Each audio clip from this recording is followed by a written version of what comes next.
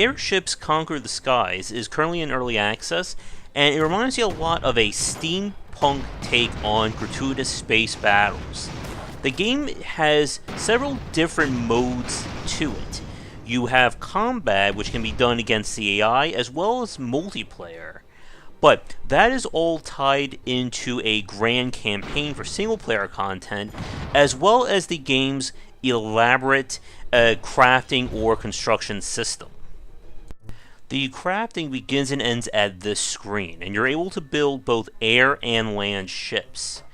The idea, of course, is that you'll assign different components or modules to your ship, which in turn will affect its capabilities and characteristics. So the more propellers, as you can see I have attached, lets a ship move faster left and right. But then that is also affected by the weight, which is determined by armor and just the overall construction or modules that I use.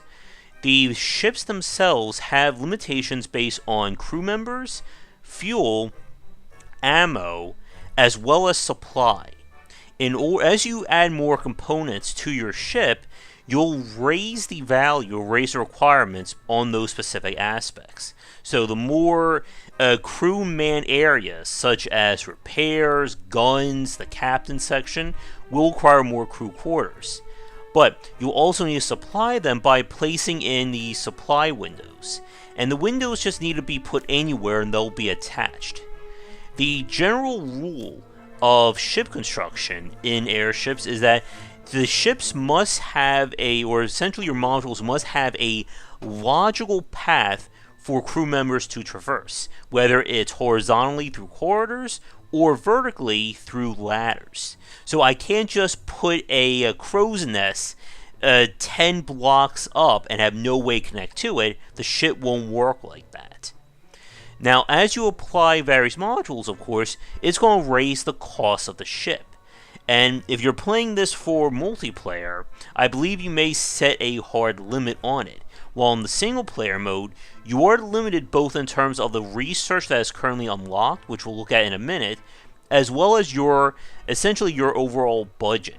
So I can't exactly craft a ship that's going to cost me $50,000 if my total treasure right now is only $20,000.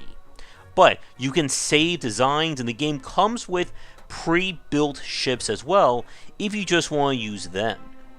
Now, as you can see, the ships themselves, or the various modules, will also have essentially areas that it needs to have open. So I can't exactly place a cannon on the back of my ship and have it shoot directly through. Although that could actually be pretty awesome.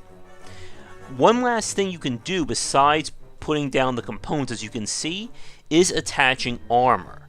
And the armor UI basically lets you just paint various blocks on your ship, which will affect price and weight. The game features a somewhat accurate model for how the physics work, in terms of different armor having different resistances to weapon types. So wooden ships are very light, but small arms fire and obviously massive cannons will go through it. While using heavier material like stone, your basic rifle shots will get just shrugged off of it, but it's going to make that ship a lot harder to fly. And just like with a game like Gratuitous Space Battles, and even something like Banjo-Kazooie, Nuts and Bolts, and Prestige, you are free to design your ships however you may see fit, as long as it meets the basic considerations in terms of fuel, crew, and so on and so forth.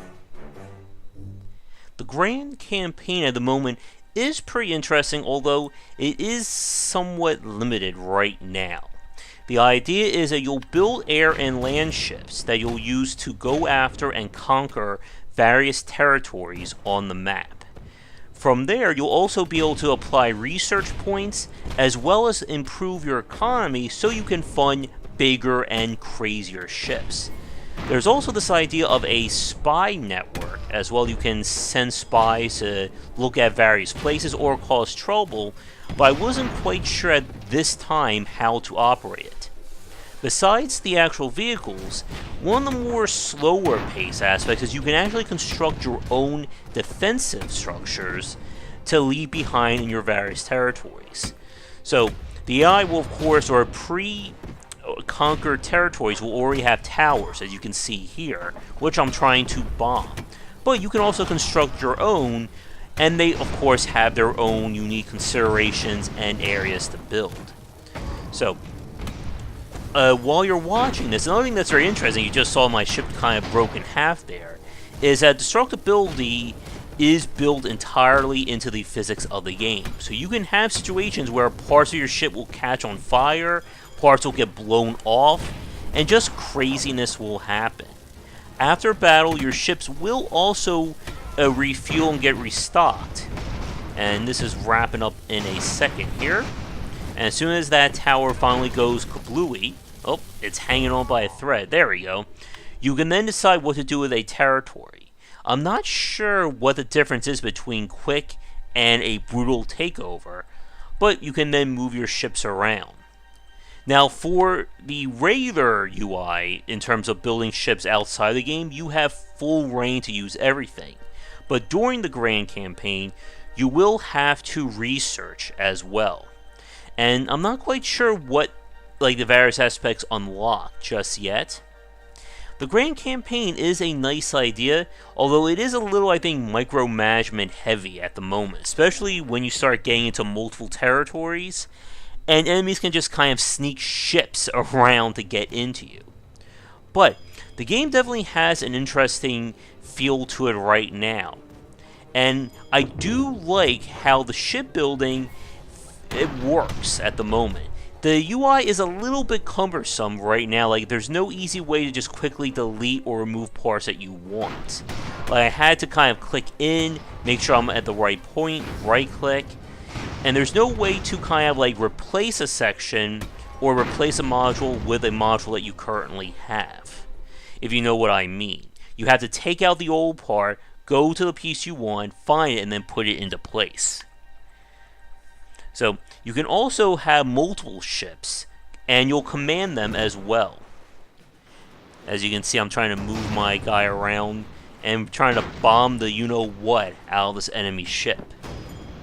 And I'm sure this game takes off. There's going to be a lot of craziness with ship combinations and battles like that.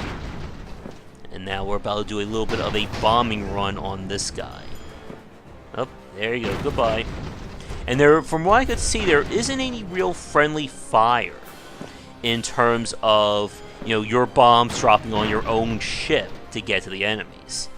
And one thing you're not going to see in this video is advanced play, such as attaching battering rams to ships or ground vehicles. You can even have crew marines that can literally jump off of your ship and try to take over somebody else's ship, which is just insane to watch.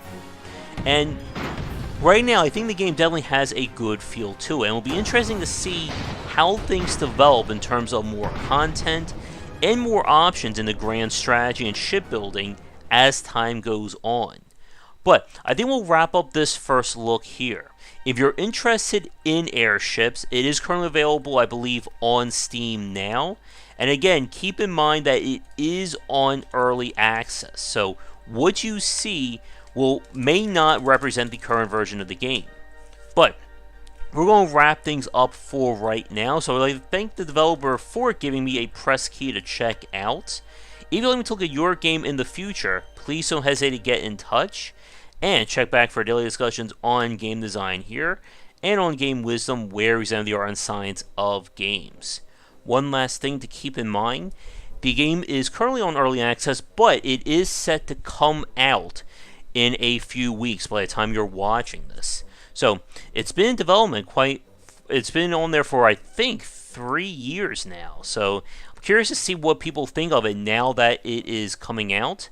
But, that's going to do it for this video. So, thanks again for watching, and I will see everyone next time for another great discussion on game design here, and on GameWisdom.com. Before we get to the credits, just a quick shout out to the supporters over on Patreon.com/GWBycer. Thank you so much for watching this video. If you enjoyed it, be sure to check back for our regular streaming, most nights at 9:30, 10 EST, and you'll find a schedule linked down below. For a collection of my writings as well as audio casts on design, you'll find that at game-wisdom.com. Be sure to follow me on Twitter at GWBycer. If you're interested in hanging out and talking about game design topics, we have a Discord channel with the basic tier open to everybody, and that is linked down below as well. If you'd like to support us on Patreon, it is at patreon.com/GWBycer. Your support can help to keep things going and growing, and you can earn rewards such as ad-free versions of our talks, votings for our specific Let's Plays and grab bag streams, and more.